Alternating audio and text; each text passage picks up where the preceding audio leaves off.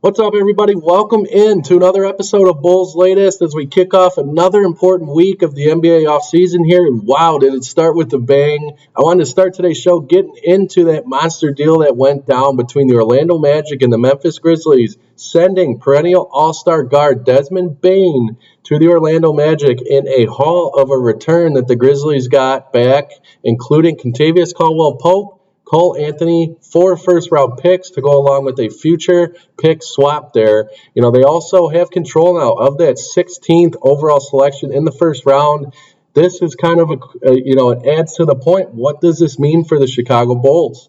This is a monster move for the Orlando Magic. I kind of keyed in on that 16th overall selection as an asset the Bulls could receive in a Kobe White deal. Now, it's a no-brainer for Orlando to add a guy like Desmond Bane. He has had 27 playoff games under his belt. He's under control for 3 more seasons. Kobe White is hitting free agency next year, as I've talked about. So I think this is a no-brainer. If you're Orlando looking to make a clear move to the top of the Eastern Conference, I think this is an awesome opportunity for that organization. Now, it came at a price.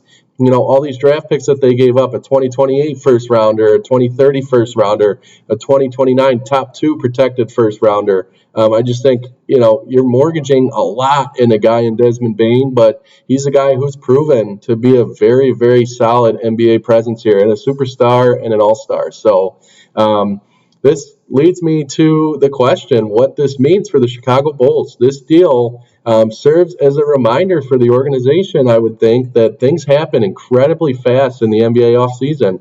You got to be willing to have, plan Bs and second options to deals that you may want to get done. Now, it was just rumored, but it was a deal that lined up for the Chicago Bulls and making a move with the Orlando Magic on draft night for that 16th overall slot. So, moving past that, what's next for the Chicago Bulls? Are they going to act fast in the next 2 weeks? I certainly hope so. I think if they're going to do something or they want to get, a pre-draft move done, even after the draft, as we're just 9 days away now, but the next 2 weeks are critical for Chicago. I expect them to be active this offseason, and, this move going down is just another reminder of how fast the activity goes. And how fast teams jump at the opportunity to add talent. Now, the Bulls are in a bit of a different spot than the Orlando Magic. However, not that far off in my eyes. We are in a bit of a rebuilding phase, but adding a guy like a Desmond Bane could change the trajectory of your franchise in the blink of an eye. So I think, it'll be interesting to see how the Bulls move forward now and what they do with a guy like Kobe White. I think this move, is something to watch in terms of what the market's going to be on some of these other star players as we head into the draft and what guys could be traded on draft night as well. I think, quite honestly, we're going to see a draft this year where a lot of pieces are going to be on the move, both picks-wise, younger players, as well as some all-stars might get moved as well. Free agency is going to be a lot of fun, so we'll continue to take a look at that. As far as the draft goes, the Bulls are likely staying put at 12 in the first round. This has been widely reported now over the last couple of days. They look to keep that pick. It has been talked about possibly moving up or, mortgaging that pick with a younger player or like a Kevin Huerter or a role player, someone of that sort to move up in the first round, or they could move back and mortgage some more picks there. I think staying put at 12 is a decent decision for the Bulls. I don't know if there's, they're kind of in that fringe territory where giving up a ton of assets just to move up in the middle of the top of the, first round. Not sure if that's quite honestly that worth it. It is a pretty solid draft class, but not one of which, outside of the top 3 guys, offers like franchise-changing talent in my eyes. Cooper Flagg obviously is a franchise-changing guy. Now that's a different conversation, but I think it's going to be fun to see who the Bulls snag at 12 there. I still have my fingers crossed for Derek Queen. I think he could be a franchise-altering player, a guy who offers up a lot of talent there at that spot in the first round. So, we've talked about guys like Asa Newell, Colin Murray-Boyles, Liam McNeely, Thomas Sorber and Trey Johnson there. They've also brought in guys, who are widely believed to be second rounders, if not later. Drake Powell out of North Carolina comes to mind.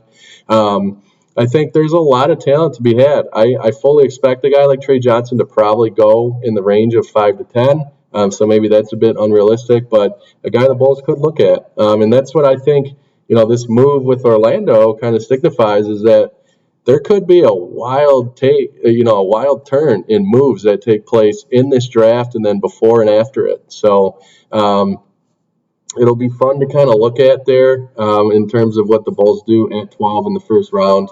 Kind of jumping into a guy who I think would bring a lot of value to this team would be a cheap option. You're obviously looking to address the center position and bring in another forward of significance in the draft coming up here, but a guy like Robert Williams III could be a very exciting piece to add here. He most notably made a splash in the league in the 21-22 season with Boston, where he started 61 games for them, averaged 10 points and 9.6 rebounds for them. Had an awesome year and a team that made a pretty good run there in the East. He's had a troubled couple of years here, though, since, with Portland, where he was moved out of Boston. I think the Portland Blazers didn't really get to see what they wanted out of him, and he's struggled to stay on the court, frankly.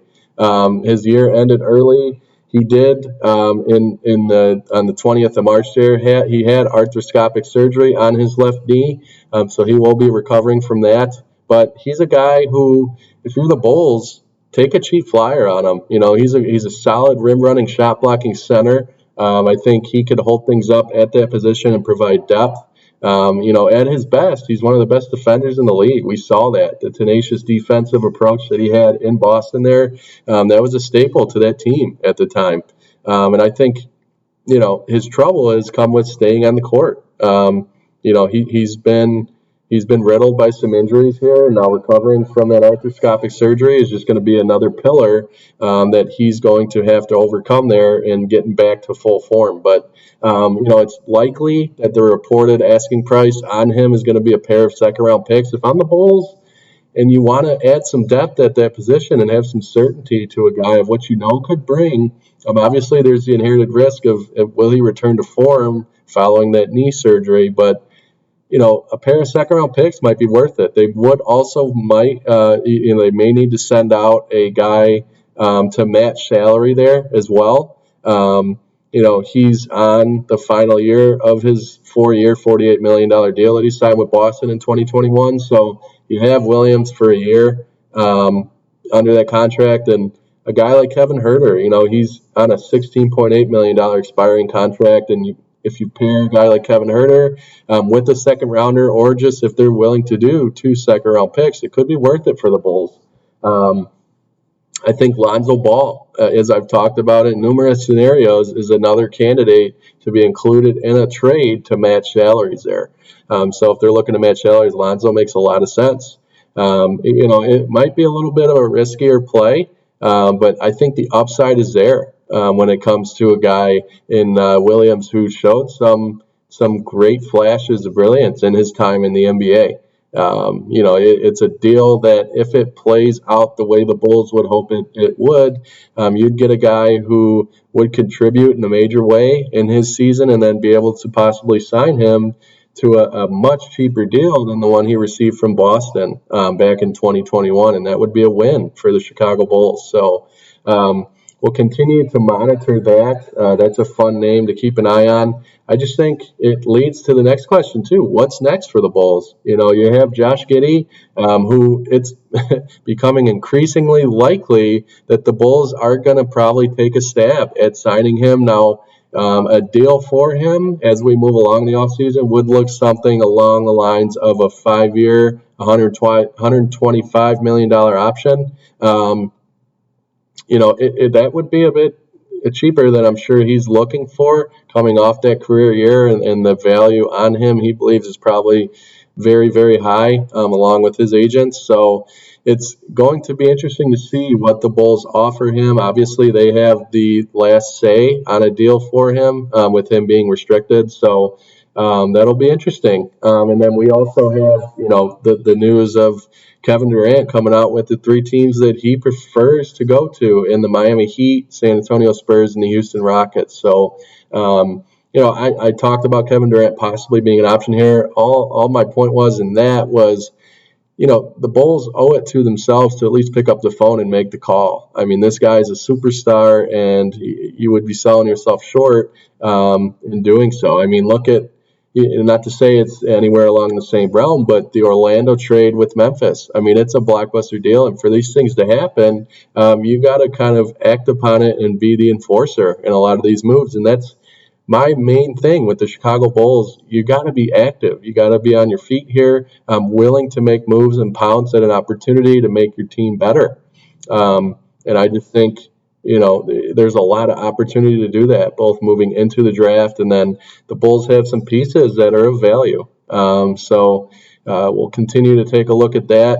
As far as Durant goes, though, the T-Wolves are listed as the favorite to land him now.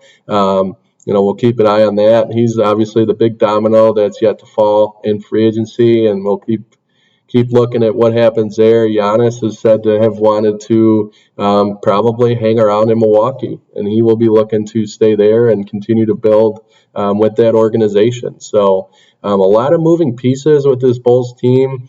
The Desmond Bane deal was certainly an eye-opener for this Bulls team and how quick things could go. I think it's a good reminder of what to expect here in the NBA offseason. So we do have, Game 5 of the NBA Finals tonight. That'll be very exciting as well. Can't wait to see that unfold as we move through the day here.